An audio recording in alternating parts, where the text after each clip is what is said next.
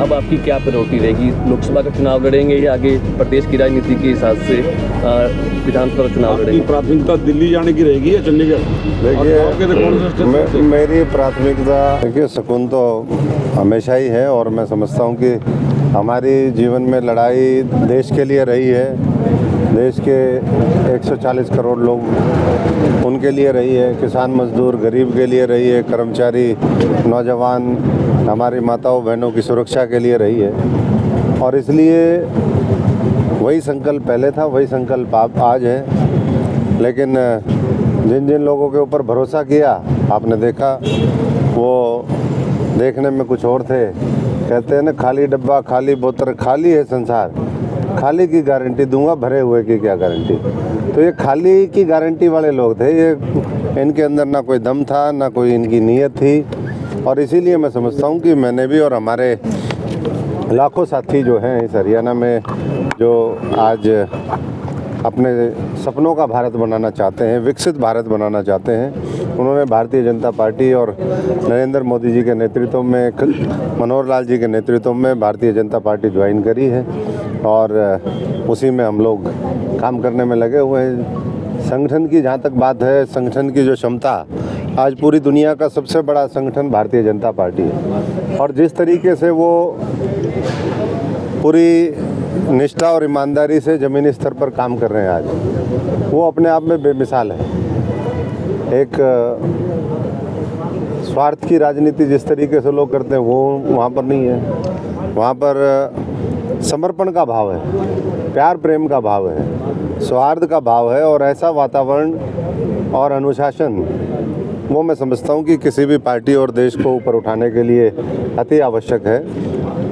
पीछे मैंने कई मीटिंगें अटेंड करी, हमारे वर्कशॉप हुई, पहले सूरजकुंड के अंदर हुई, उसके बाद और दूसरी कई मीटिंगें हुई। और हर मीटिंग में मैंने देखा कि जिस तरीके से काम किया जाता है, बारीकी से जो समझ है ग्राउंड की, और उसी के अनुरूप कार्यक्रम पार्टी आज चला रही है। अभी चलो गांव अभियान, कल पूरे देश में शुरुआत उसकी हुई।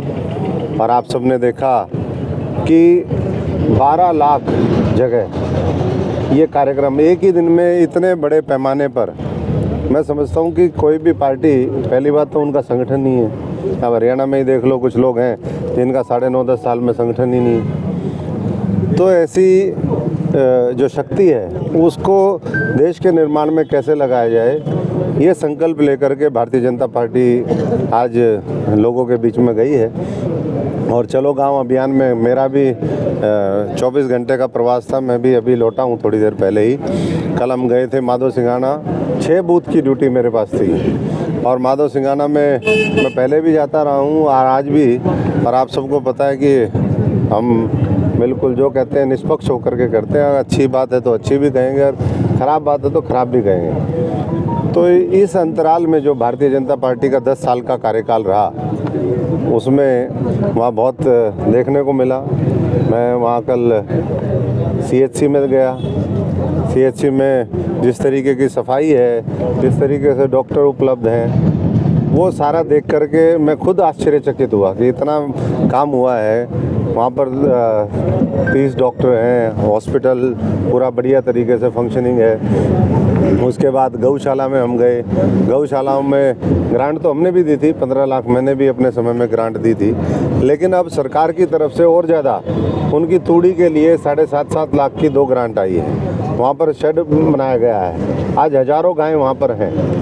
तो चाहे गाय का मामला हो, चाहे गरीब समाज का मामला हो, उनकी गलियों का निर्माण हो। और इसी तरीके से हम वेटनरी सेंटर गए। कल मैंने वहाँ बच्चों के साथ जो मिडिल स्कूल, प्राइमरी स्कूल के बच्चे हैं, उनके साथ मैंने मिड डे मील किया।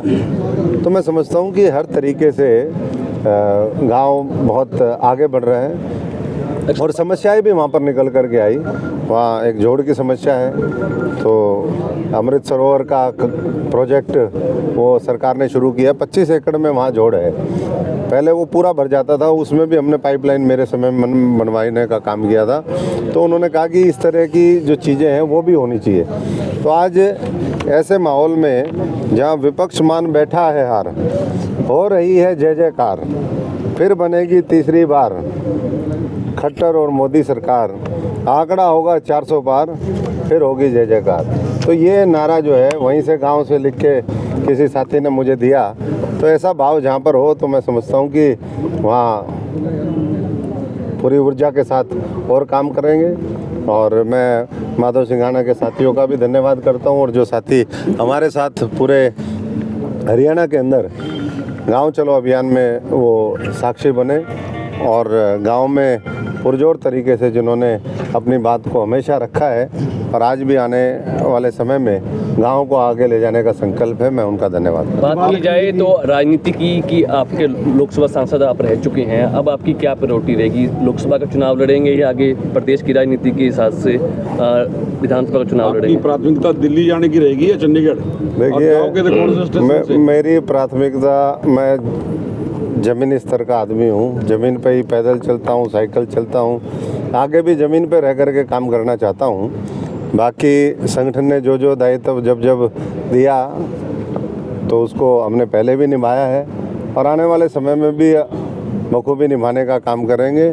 हम तो अभी भारतीय जनता पार्टी में नए हैं। मैंने तो कल मीटिंग थी एक, मैंने उनको कहा जी हम तो नर्सरी में दोबारा एडमिशन ले रहे हैं। तो यहाँ की संस्कृति, संस्कार, कार्यशैली, यहाँ काम करने का तरीका, वो सब हम सीख करके, और मैं समझता हूँ कि जिस तरीके से भी पार्टी का जो आदेश होगा उसको निभाने का काम करेंगे। पूरे हरियाणा के अंदर हमारे साथी हैं, हमारे बहुत ही संघर्ष जिन्होंने साथियों ने किया है और पूरे हरियाणा के अंदर उत्साह है। जब से मैं और हमारे सभी साथियों ने भारतीय जनता पार्टी ज्वाइन करी है, बहुत उत्साह भाजपा के नेताओं में, कार्यकर्ताओं में है और साथ में मैं समझता हूँ हमारे साथियों में भी है और कॉमन मैन में भी है।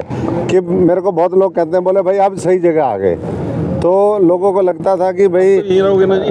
नहीं, हम तो जहाँ भी जाते हैं यहीं रहने का ही मामला है राजेंद्र जी। लेकिन मैं इतना कह सकता हूँ, चोरों का साथ अशोक तंवर ने ना दिया है ना दूंगा। अगर मेरे को पता चलेगा कि भाई ये डकैत है, अगर आप ये सोचो कि भाई मैं वहीं पढ़ा रहा हूँ, तो मैं नहीं समझता कि हम बाबा साहब के दिखाए हुए रास्ते पर चलने वाले लोग हैं, जिन्होंने कहा कि गुनाह करने वाले से गुनाह सहने वाला ज़्यादा बड़ा गुनाहगार होता है। तो उसी संकल्प को लेकर के हम आज भी आगे बढ़ रहे हैं। साहब, अशोक तंवर कहाँ से चुनाव लड़ेंगे? अशोक तंवर जो पार्टी कहेगी चुनाव लड़वाने की कहेगी तो चुनाव लड़ लेंगे, नहीं लड़ने की कहेगी तो पूरी मजबूती के साथ 10 की 10 लोकसभा में और आने वाले समय में 90 की 90 विधानसभा में हम जीतें, ये टारगेट लेकर के 100% रिजल्ट हम हमारे इस प्रदेश से हरियाणा जो 10 की 10 लोकसभा देता है, 90 विधानसभा है, उसके लिए हमारा काम करेंगे। भारत की संस्कृति, भारत का गौरव आगे बढ़े, हमारे हर वर्ग की ताकत बढ़े, ये हमारा। कौन सा चुनाव लड़ेंगे अशोक तंवर? मैंने स्पष्ट बता दिया कि पार्टी काम करने के लिए कहेगी संगठन में तो वो भी करेंगे और कोई और जिम्मेदारी देगी तो वो भी निभाने का काम करेंगे। लक्ष्य एक है कि पहले से बड़े मार्जिन के साथ हरियाणा की 10 की 10 हम लोकसभा जीते। पिछली बार एक हरियाणा के बाहर की सीट थी जो पहले नंबर पे आई थी।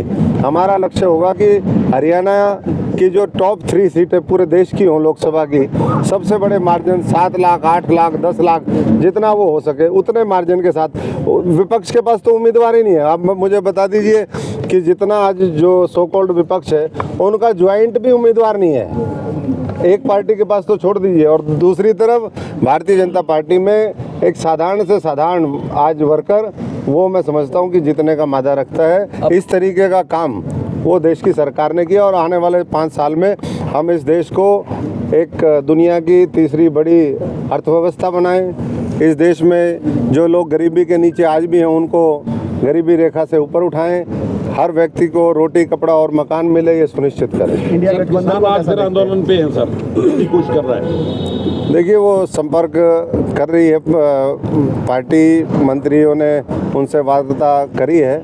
हम इतना ही कह सकते हैं कि अभी 2 दिन पहले ही, बल्कि कल ही, इस देश के जो सबसे बड़े किसानों के हमारे नुमाइंदे रहे, मसीहा रहे, उनको भारत रत्न चौधरी चरण सिंह जी को देने का काम इसी भारतीय जनता पार्टी के नेतृत्व में मोदी जी ने और भारत सरकार ने दिया है कल ही। ऐसे ही नरसिम्हा राव जी को दिया है, स्वामीनाथन जी को दिया है, जिनका बहुत बड़ा योगदान इस देश के अंदर कृषि और किसान को, ग्रामीण आंचलों को आगे बढ़ाने का है। और आने वाले समय में जो किसानों के जायज़ मांगे हैं उनका मैं समझता हूं कि समाधान भारतीय जनता पार्टी का नेतृत्व करेगा। स्वामीनाथन को भारत रत्न दिया गया, स्वामीनाथन की रिपोर्ट भाजपा लागू नहीं कर रही। देखिए, रिपोर्ट भी मैंने वही कहा कि जो भी बातें हैं कुछ चरणबद्ध तरीके से होता है, धीरे धीरे। आज भी मैं कल किसानों से इंटरेक्शन कर रहा था, 25-25 हज़ार रुपये उनके नरमा उसके लिए मुआवजा आया है। इसी तरीके से और फसलों का है। अगर एक एक किसान की पिछले अगर उठा करके देखो जो साल का देती है सरकार, वो तो अलग है, लेकिन लाखों रुपए उनके खाते में डालते हैं और भावांतर से लेकर के तमाम और योजनाएं हैं। और मैं समझता हूं कि किसानों का सम्मान, किसानों का सशक्तिकरण, किसान देश में सबसे मजबूत हो, ये लक्ष्य लेकर के आने वाले 5 साल फिर मोदी सरकार काम अब करेगी। आपकी पुरानी पार्टी आम आदमी पार्टी का क्या वजूद मानते हैं सेंट्रल लेवल और हरियाणा के लेवल पर? देखो, उन्होंने तो पहले ही अपना जो करना था, अब उसकी ना चर्चा करें तो मैं समझता हूँ कि अब तो ये जो हरियाणा का मानचित्र है इससे वैसे ही गायब हो जाएंगे। और दूसरी बात ये है कि वो पैकिंग उन्होंने शुरू कर दी है इंडिया हरियाणा से। वो उनका मॉडल ऐसा ही है, थोड़े दिन जाओ, थोड़ा किसी से साँठ-गाँठ करो, कुछ उसके माध्यम से दूसरे प्रदेशों में जहाँ सरकार है वहाँ अपने आप को और मजबूत करने की कोशिश करो। लेकिन आज दिल्ली से लेकर के पंजाब सब जगह मैं समझता हूँ कि ये जो चुनाव होगा उसमें पूरी तरीके से वो बेनकाब हो जाएंगे। उनका मॉडल जिस तरीके से वो बोलते थे, वो मॉडल मुझे नहीं लगता कि देश अब उसको कबूल करने वाला है।